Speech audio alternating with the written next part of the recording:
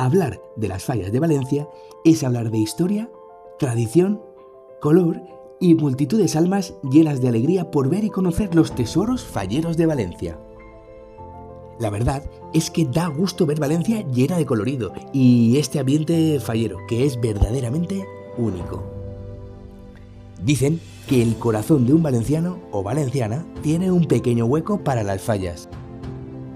Y la verdad sea dicha, nosotros los valencianos somos amables, festivos y muy amantes de nuestra cultura.